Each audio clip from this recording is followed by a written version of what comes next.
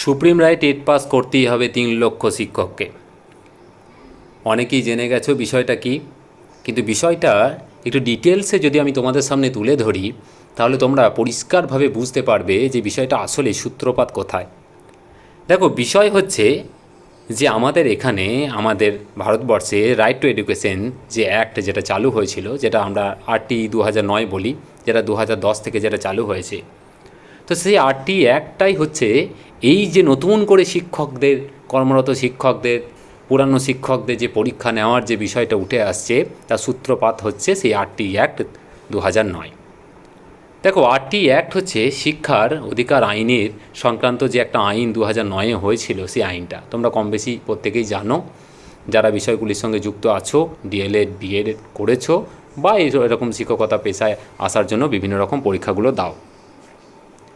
তো সেই RT অ্যাক্টে কিন্তু 1 to 8 পর্যন্ত, মানে একদম তোমার বুনিয়াদি যে শিক্ষাস্তর, সেই বুনিয়াদি শিক্ষাস্তরে প্রত্যেকটি ধাপে শিক্ষকদের যোগ্যতা, স্কুলের পরিকাঠামো থেকে সামগ্রিক বিষয়গুলো কিন্তু ওখানে উল্লেখ করা ছিল। তা এই বিষয়ে যখন উল্লেখ করা ছিল তখন আমরা দেখেছিলাম যে ওখানে কিন্তু বলা ছিল যে শিক্ষকদের কিন্তু উপযুক্ত প্রশিক্ষণ থাকতে হবে। আমরা জানি যে এই সংক্রান্ত বিষয়টা যখন উঠে আসে তখন কিন্তু সামগ্রিকভাবে ঠিক বছর 4-5 আগে একটা সামগ্রিকভাবে NIOS-এর মাধ্যমে কিন্তু ট্রেনিং করিয়ে দেওয়া হয় এবং শিক্ষকদের যার যেটাতে ত্রুটি ছিল বা ঘাটতি ছিল সেগুলো কিন্তু NIOS-এর মাধ্যমে পূরণ করিয়ে দেওয়া হয় এবং সেগুলো কিন্তু কোর্টের অর্ডারের ভিত্তিতে।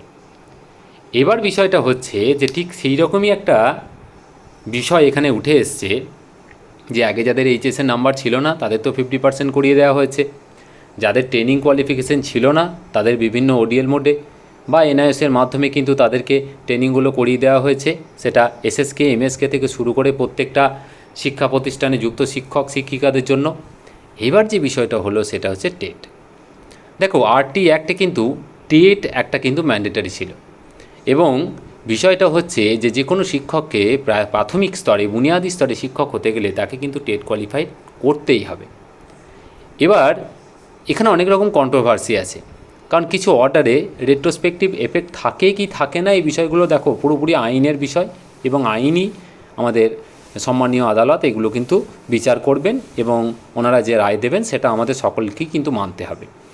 তর্ক বিতর্কের অনেক জায়গা আছে, কিন্তু আপাতত যে বিষয়টা উঠে এসছে সেটা হচ্ছে যে সুপ্রিম কোর্টের একটা অর্ডার এসছে, মহারাষ্ট্র সরকারের একটা কেস চলছিল এবং সেই কেসের মাধ্যমে কিন্তু একটা অর্ডার উঠে এসছে যে হ্যাঁ, সমস্ত শিক্ষক যারা আছেন, যাদের মোটামুটি 55 বছর বয়স হয়নি কিন্তু কর্মরত আছেন, তাদেরকে সার্ভিস কন্টিনিউ করতে গেলে কিন্তু টেটটা 2 বছরের মধ্যে কোয়ালিফাই করতে হবে, এরকম একটা অর্ডার কিন্তু চালু হয়েছে। এখন কিন্তু সেটা মহারাষ্ট্র সরকারের জন্য কিন্তু অ্যাপ্লিকেবল হলেও জিনিসটা কিন্তু সামগ্রিকভাবে কিন্তু সারা ভারতবর্ষের জন্য কিন্তু অ্যাপ্লিকেবল হবে। বিষয়টা একদমই বাস্তব, কারণ আমরা হয়তো অনেকেই মনে করছি যে না এটা সম্ভব না, না এটা সম্ভব। কেন সম্ভব ভালো করে বুঝে নেওয়ার চেষ্টা করতে হবে। বিষয়টা হচ্ছে, দেখো, এর আগে একটা বিএড সংক্রান্ত একটা জাজমেন্ট কিন্তু এসেছিলো, সেম অনেকটা সেম গ্রাউন্ডের মতো ব্যাপারটা ছিল। কীরকম বিষয়টা ছিল যে বিএডরা প্রাইমারিতে বসতে পারবে কি পারবে না। 2018-তে NCT একটা অ্যামেন্ডমেন্ট করে এরা তাদের গাইডলাইনে যে হ্যাঁ, বিএডরা এলিজিবল, বিএডরা প্রাইমারিতে বসতে পারবে এবং তাদের 6 মাসের ব্রিজ কোর্স করে নিতে হবে সার্ভিস জয়েন করার 2 বছরের মধ্যে।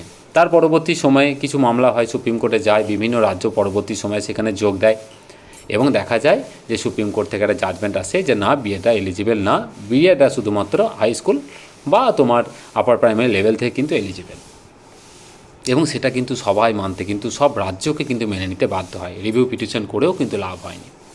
তো এই বিষয়টা হচ্ছে অনেকটা এরকম, যারা এখনও মনে করছেন যে হয়তো আমাদের রাজ্যের জন্য হবে না, হয়তো এটা শুধুমাত্র ওদের জন্য, বিষয়টা কিন্তু সেটা না। সুপ্রিম কোর্টের জাজমেন্ট মানে সেটা কিন্তু একটা আইন, তো সেটাকে আপনি যত তাড়াতাড়ি বুঝে নেবেন, মেনে নেবেন, সেটাই কিন্তু সুবিধা। তবে হ্যাঁ, আমি প্রত্যেক শিক্ষক মহাশয় যারা একটু বয়স্ক, যারা একটু অনেক দিন হয়তো শিক্ষকতা পেশার সঙ্গে যুক্ত, 55 বছর বয়স হয়নি, আমি তাদের উদ্দেশ্যে বলবো যে অযথা টেনশন করবেন না, চিন্তা করবেন না। আপনাদের বয়স হয়েছে, আপনাদের কোনো দোষ নেই। যদি পরীক্ষা দিতে হয় মেনে নেবেন, সবাইকে দিতে হবে পরীক্ষা, অযথা টেনশন করে লাভ নেই। এর একটা নিশ্চয়ই কোনো রাস্তা বেরোবে। আপনারা অভিজ্ঞ, আপনারা জানেন যে এর আগে যখন ট্রেনিংগুলো হয়েছিল তখন সেই ট্রেনিংয়ের ক্ষেত্রেও কিন্তু অনেক রকম উপায় পন্থা কিন্তু বেরিয়েছিল। কী বেরিয়েছিল, কীভাবে বেরিয়েছিল, আপনারা প্রত্যেকেই অবগত বিষয়গুলো সম্পর্কে। তো এই বিষয়গুলোকে মাথায় রেখে, মাথা ঠান্ডা রেখে কিন্তু প্রস্তুতি একটু হলেও শুরু করুন। দেখুন, রিভিউ পিটিশন হয়েছে, অনেক রিভিউ পিটিশন হয়েছে, অনেক রাজ্য থেকে অনেক কিছু হয়েছে। দেখুন, রিভিউ পিটিশনের মাধ্যমে যদি বিষয়টা কোনো রকম একটা সমঝোতার জায়গায় চলে আসে, অবশ্যই সেটা সকলের জন্য ভালো। কিন্তু আমার বক্তব্য হচ্ছে যে ফালতু সময় নষ্ট করে তো কোনো লাভ নেই।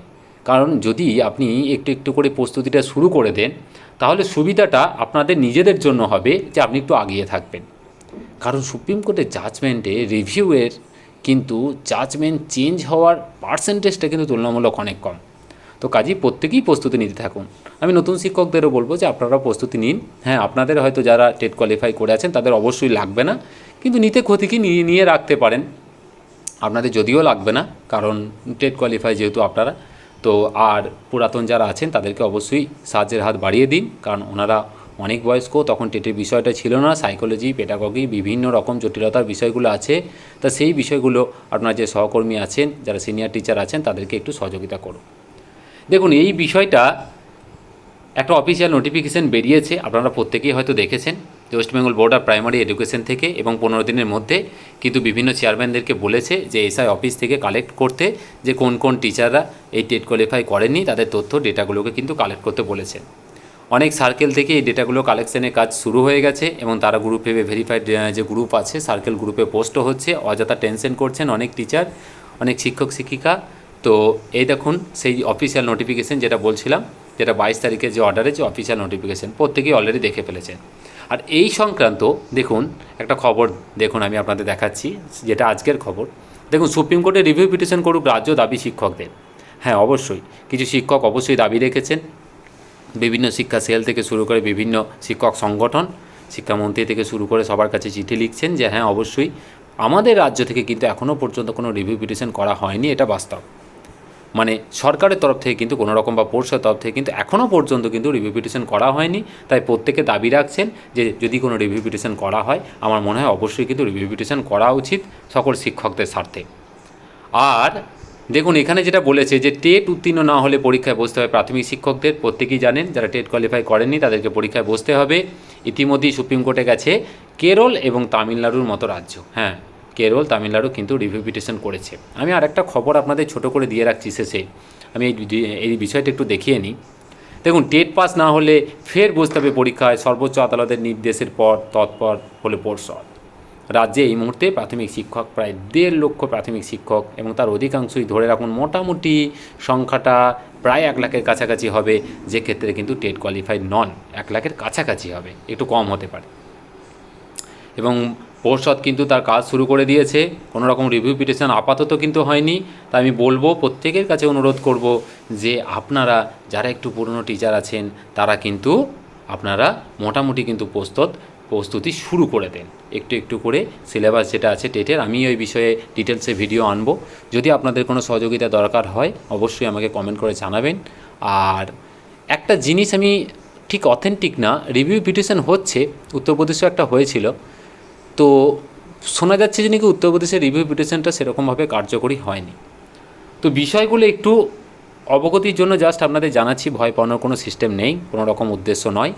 আপনারা অবশ্যই প্রস্তুতি শুরু করুন, আমি বলবো চিন্তার কোনো কারণ নেই, অবশ্যই আপনারা কোয়ালিফাই করবেন, অযথা টেনশন করবেন না। আমি চাই রিভিউ পিটিশনের মাধ্যমে আপনাদের সমস্যার সমাধান হয়ে যাক, কিন্তু তাও বলবো যে ছুটির দিনগুলো একটু করে তৈরি হন। এমন কিছু কঠিন বিষয় নয়, খুব সামান্য কিছু বিষয় যেগুলোকে একটু কিন্তু বুদ্ধিমত্তার সাথে একটু বোধমূলকভাবে কিন্তু যদি আপনি অনুশীলন করেন, তাহলে কিন্তু আপনি কোয়ালিফাই করতে পারবেন। তো এই ছিল মোটামুটি আজকের ভিডিও। এই সংক্রান্ত ভিডিও আমি আরও পরে নিয়ে আসবো ডিটেলসে। যদি কারো কোনো রকম সহযোগিতার দরকার হয় কমেন্ট করে জানাবেন, আর ভিডিওটাকে বেশি করে শেয়ার করবেন। খুব ভালো থাকবেন, সুস্থ থাকবেন, ধন্যবাদ।